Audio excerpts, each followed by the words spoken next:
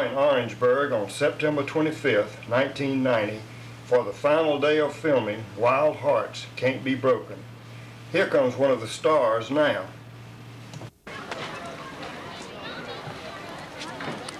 Hey Michael, wave at the camera.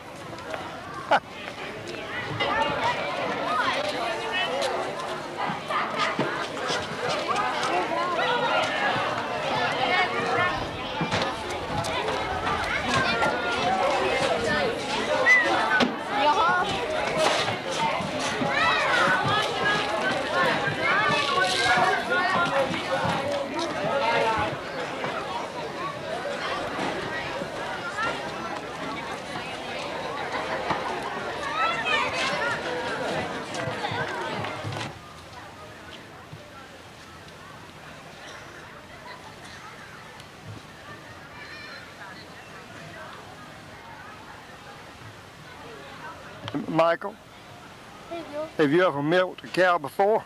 No. You want to try to milk that one? No. Okay. Is that the first time you ever touched a cow? Yeah. Rub it the other way. There you go. He's too busy, or she's too busy eating, I believe. Okay. There we are at Station 1, and Michael has picked up his shirt because the one he has on is a 1990 button-down shirt. Hey, Michael. Hey, Bill. And here's Michael heading for station number 2, where he's going to switch into his 1930s costume.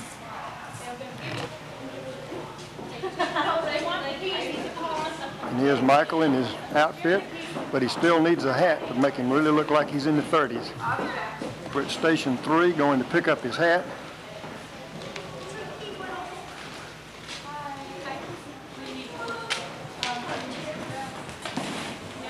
And here's Michael going to Station 4 to turn in his driver's license so he can get his clothes back when he turns in the clothes tonight when we get through. You ready to go, Michael? Yeah. All right, makeup, but Michael is already made up, so he doesn't need to be made up.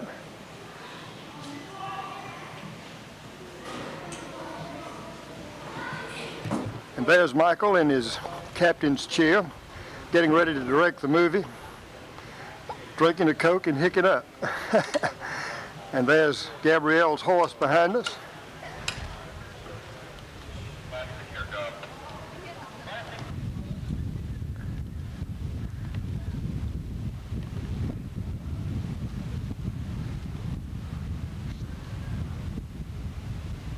Michael in his relaxed position with his socks pushed down and his shirt sleeves rolled up because he's not filming at the present time.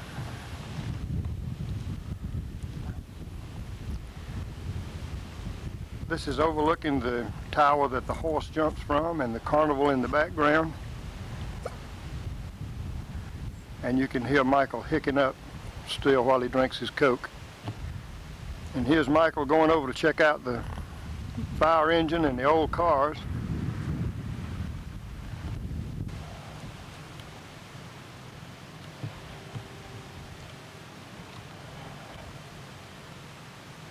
Okay, Michael, what is that you got?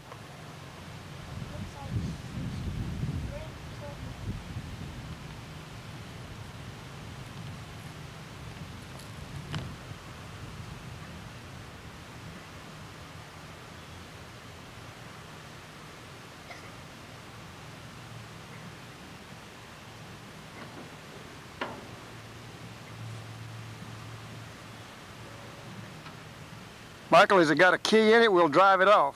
It does. Does it have the key in it? You better not get in it. They're liable to come down here and run us out.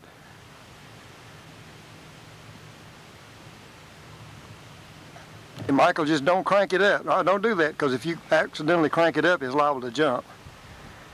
Think you could drive this?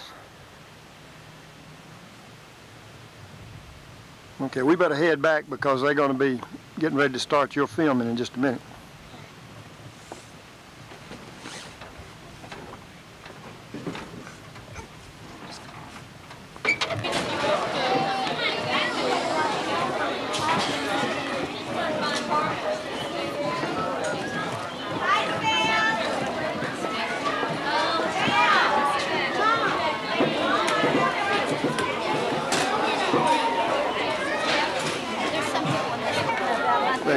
ready for the drawing, and some of the kids have gotten close, hoping they're going to win a big prize today.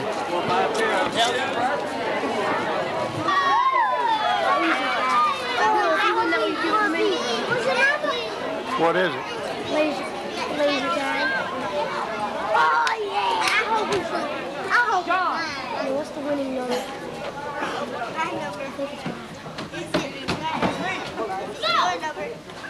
What was that? Is it my number? I'm glad. My number, I don't get it. 0928190. Look at how close my number was. Yeah. We just missed it a couple, didn't we?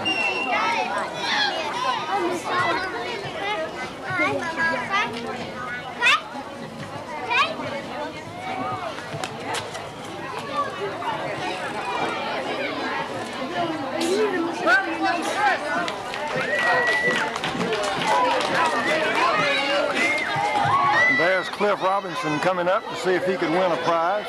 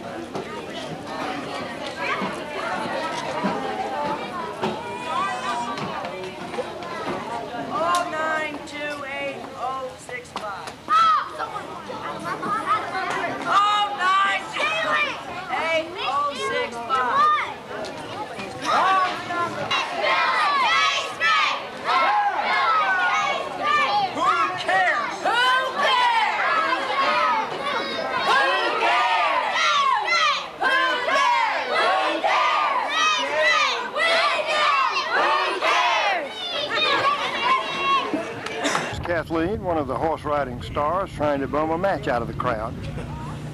I have a light, Kathleen. And Bo says, I have a light, Kathleen. And I'm Bo. Hey, Bo. Hello. Man, go in the eye. Take it up. Man, go in the eye. There she goes, ducking into her trailer to try to get away from the crowd. Go in the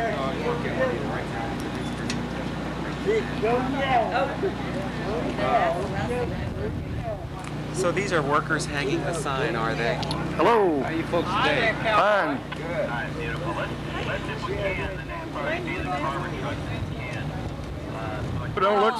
Don't look so down and out. It can't be that bad. That's what you get me, huh? Here I am, always full of pep and vigor, and you catch me in my one moment's rest. To say that all of the extras here in Orangeburg are the most wonderful people in the world. I love it. This must be a great town to live in. Well, we really appreciate that. Sorry I had to cut you off and put a new battery in, but you came out good now. I did. I feel like it's probably not as good as you say it is.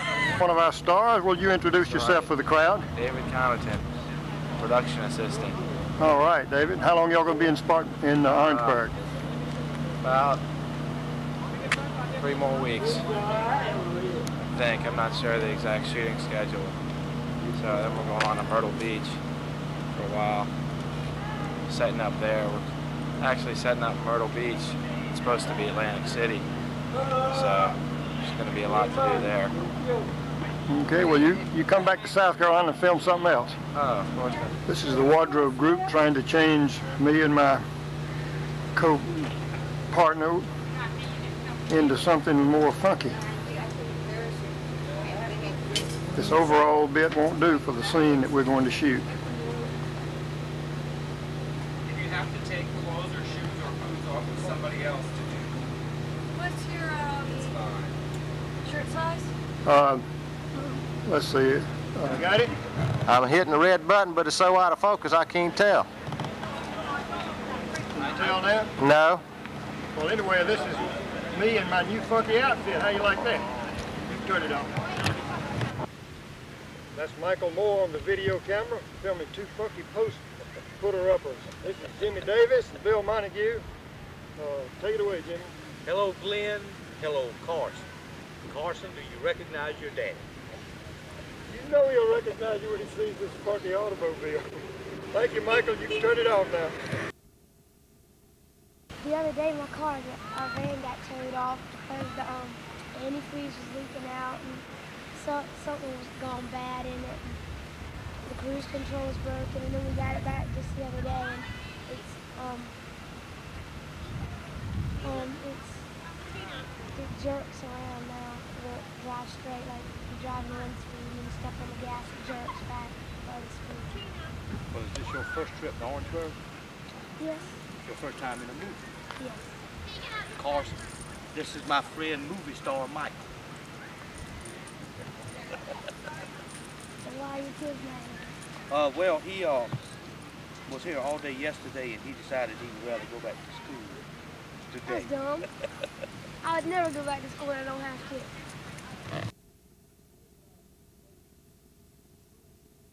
One of our most trusted folks came along and he said you hadn't been getting enough money. I want you to use the big buckets and not the cups tonight. So, I'll tell you in a minute who that was because I don't want to do that too soon. Now listen, everybody needs to know what this is. This is not for the children, like me, and not for the guests. This is for our church family that wants to contribute something toward the supper tonight. So we'll start one right now and just let it go around. And let's see. Here, you know,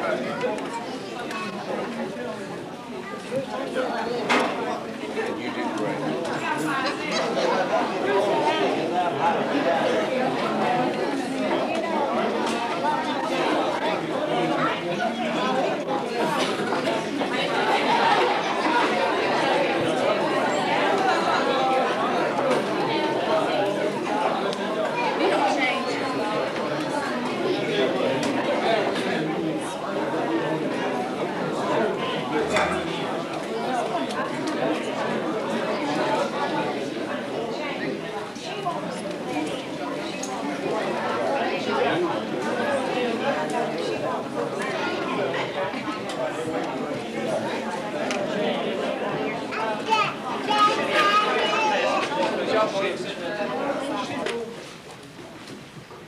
Tender for all ambassador supper.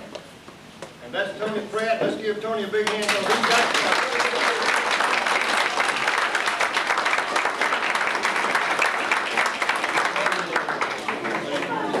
Jack, we're glad you were able to come with Tony tonight and tell Margaret that we missed her and she's getting behind in her number of years with letting Tony come without her this year. We'll be looking for all of you back next year. And then I thought, well, since that's our most long-term faithful member, we might recognize our youngest, newest member. It looks like Zachary's over there. Zach, if you'll wave in, let's give Zachary a hand.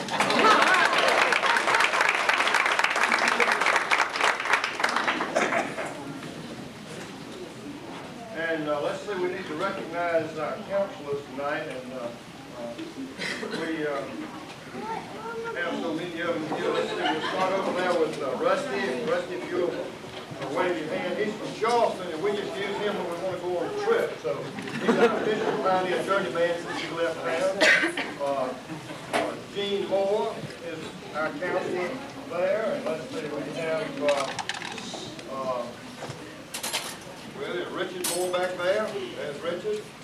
And Chris Brazel beside him. And where's Mike? Michael, where are you? There he is, Mike. Let's see, on the basketball this year, Bobby Pender on the telescope back there trying to see if he can see everybody. With help with the basketball. So let's give these guys a big hand.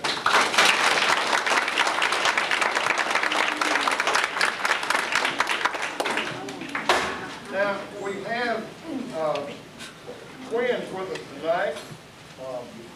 I don't think that either one of them knew the other one was coming, but we have John Chavis from Colonial Heights. Chavis, if you'll stand, please, so everybody can see you.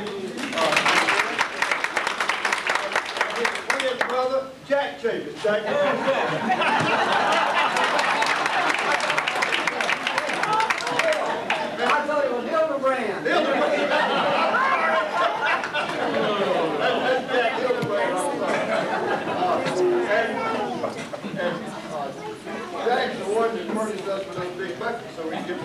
didn't like the way we did it last year. He said we didn't get him nothing before cut. Now, did everybody sign the card to Mike Atkins? Anybody here didn't get a chance to sign the card? This card says, for those of you that might not have turned over to the front of it, get well wishes from the R.A. Suffolk crowd. And Mike Atkins, from our community and grew up here as an RA and gone into service, got sent to Saudi Arabia. And while he was going out the hatch on the ship, the hatch fell down on his fingers and crushed his hand.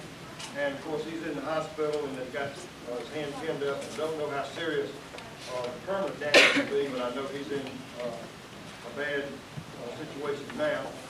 And we're going to send this to Mike in Saudi Arabia, and we're going to add 2 more names over there that can just arrive. Roland, if you and Roberta would sign this card to Mike Atkins, and we're going to send that to Saudi Arabia. And I would like for us to take just a moment now to have a prayer for Mike, and I've asked Reverend Helms, our associate pastor, if he would lead us in this time of prayer for Mike and the other servicemen that are in Saudi Arabia. FIFO, and I know most of you know it. And I know I got to hear some help. Let's see. Helen, could you leave Echo, please? Yeah, come on. Come on. Good. That's how we're going to do. He knows it well. Listen, he just wants us to beg him because he's done this thing thousands of times. He might have even written this thing back when he was a young'un.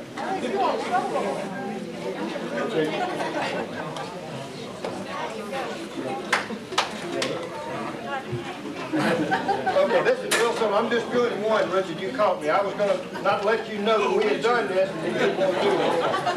No, we're going to do this one and then Richard's going to do the next. Now, this is simple. All you got to do is go like this and then like this. Everybody? And it's an echo song, so all you got to do is when I say something, that's all I have. Whatever he does, you do it. All right? So it's not that.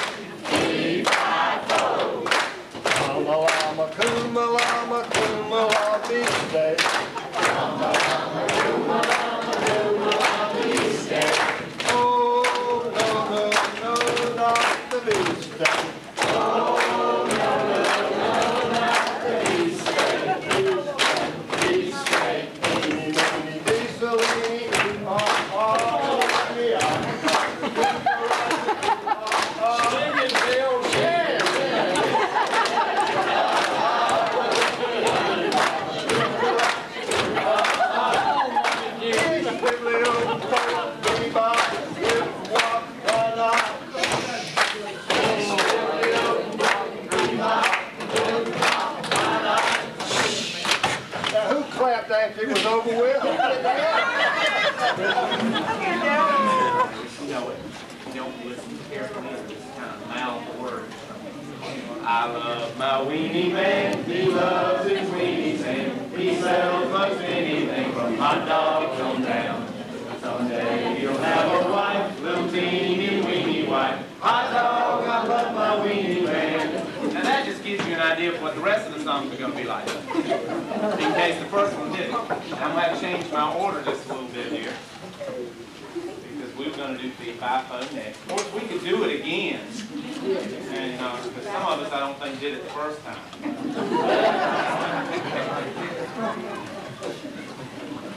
Okay, I had a special request last night in one of Bill's famous middle of the night phone conferences. Luckily for me, it was not middle of the night last night, but it was close. I hadn't been in town for 10 minutes, and the phone rang. I know exactly who that is. But the special request was for Hole in the Bottom of the Sea. And there are 1,001 ways to do a hole in the bottom of the sea, and so, but we, you know, since I'm in charge, we'll do the way that I'm going to do tonight, and then anybody that wants to do it differently can take this job next year, and you can swing it the way you want to. But the way that most sticks in my mind is there's a hole in the bottom of the sea, there's a hole in the bottom of the sea, there's a hole in the bottom of the sea. Y'all all try that for me. There's a hole in the bottom of the sea. There's a hole in the bottom of the sea. There's a hole in the bottom of the sea. There's a log in the hole in the bottom of the sea. There's a log in the hole in the bottom of the sea. There's a hole in the bottom of the sea. See, y'all do that so well. There's a knot on the log. There's a knot on the log in the hole in the bottom of the sea. There's a knot on the log in the hole in the bottom of the sea. There's a hole in the bottom of the sea. We had a frog. There's a frog on the knot on the log in the hole in the bottom of the sea. There's a frog on the knot on the log in the hole in the bottom of the sea. There's a hole in the bottom of the sea. The frog has a wart. There's a wart on the frog on the knot on the log in the hole in the bottom of the sea. There's a wart on the frog on the knot on the log in the hole in the bottom of the sea. There's a hole in the bottom of the sea. And that wart, unsightly thing that it is, has a hair on it. There's a hair on the wart on the frog on the knot on the log in the hole in the bottom of the sea. There's a hair on the wart on the frog on the knot on the log in the hole in the bottom of the sea. There's a hole in the bottom of the sea. You can't stop in the middle of these things because you'll never get back on track again. The hair has a flea. There's a flea on the hair, on the wart, on the frog, on the knot, on the log, in the hole in the bottom of the sea. There's a flea on the hair, on the wart, on the frog, on the knot, on the log, in the hole in the bottom of the sea. There's a hole in the bottom of the sea. And a germ. There's a germ on the flea, on the hair, on the wart, on the frog, on the knot, on the log, in the hole in the bottom of the sea. There's a germ on the hair, on the wart, on the frog, on the knot, on the log, in the hole in the bottom of the sea. There's a hole in the bottom of the sea. And on the germ, there's an no matter how to spell it or what it is, but it's there. Okay? There's an on the germ, on the flea, on the hair, on the wart, on the frog, on the knot, on the log, in the hole in the bottom of the sea. There's an on the germ, on the flea, on the hair, on the wart, on the frog, on the knot, on the log, in the hole in the bottom of the sea. There's a hole in the bottom of the sea. Give yourselves a hand. Doodly-doo, doodly-doo. Simplest thing, there isn't much to it. All you gotta do is doodly-doo it. I like the rest, but what I like best is doodly-doodly-doo. Yeah! I wouldn't give anything for that view. Thank you very much.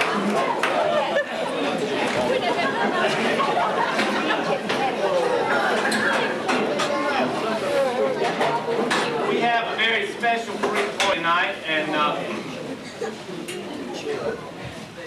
Every day in the life of Dr. Gene Moore. Wig on TV, wig on TV, wig on TV. I'm 2 cents. Laurie, are there any patients yet?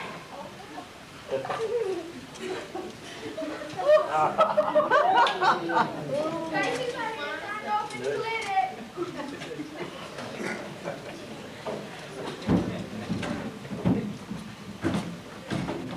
First patient. Here he is. Hi, Gene. Hello, patient. Doc, you gotta help me. I've been shot in 2 places. You better stay out of those places. We're on TV. You're 2 tenths. Take 2 aspirins and call me in the morning. Next patient.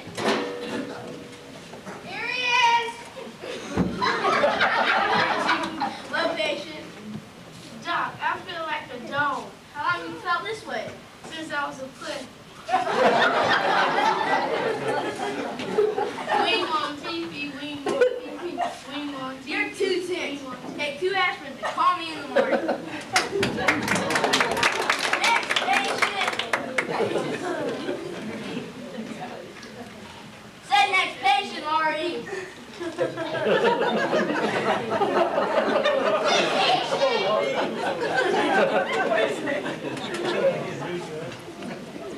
Here he is. Hi, Gene. Rocky, gotta help me. I've been I can't remember a thing. How long have you felt this way? I mean, how long have you had this problem? What problem? We on TV. You're too tense. Take 2 aspirins and call me in the morning.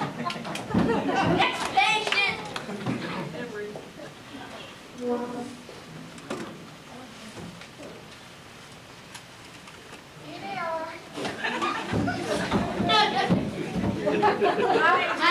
Hello, patient.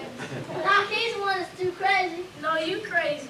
I'll prove what's behind my back. A greyhound was. Oh, you Gene, you saw me pick it up. Y'all are too tense. Take 2 aspirins and call me in the morning. Next patient. Here he is. Hi, Gene. Hello, patient. What is it? Here, have a try. I don't hear anything. Yeah, that's how it's been all day. You're too tense. Take 2 aspirins and call me in the morning. Next patient. No more patience. Firestone Goodyear, Firestone Goodyear, Firestone Gene, Goodyear. Gene, what's the matter? I'm too tired.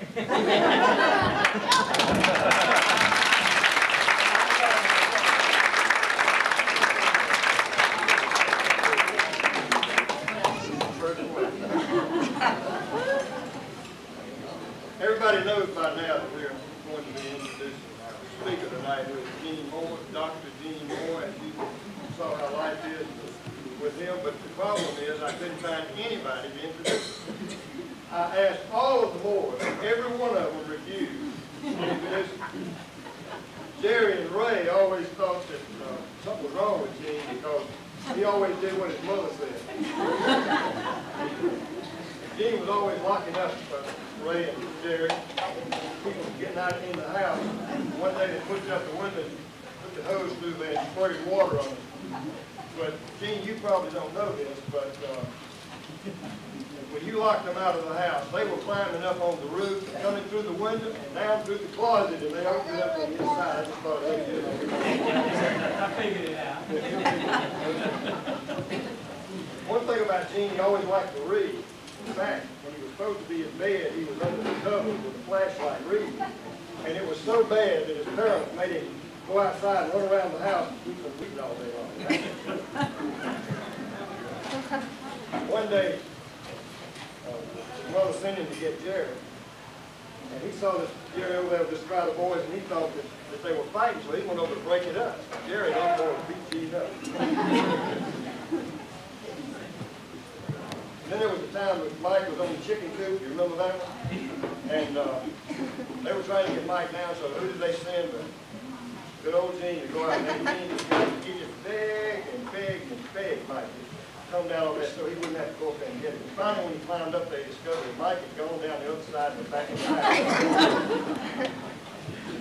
I thought surely since Susan was in Virginia, she wouldn't know all these things, and maybe she would come down here and make this introduction tonight. But when I called Susan, she said that when Gene got married, that Susan and Richard had to stay in the balcony during the wedding, and she wasn't going to have any part of this thing tonight. But of course, Richard has a lot of stories that he could share with you tonight. That's why he wouldn't get up here because he didn't want to do this. But he was somebody that needed trouble riding with Gene. He started across the country with them. They were going to Seattle. And let's see, there was Richard, then there was Gene and Laurie, and their 4 kids. Then they stopped in Cincinnati and picked up Miss Nelson, and she had 4 kids. And it wouldn't have been so bad, all of them riding in that car together, except for the fact that they had to spend the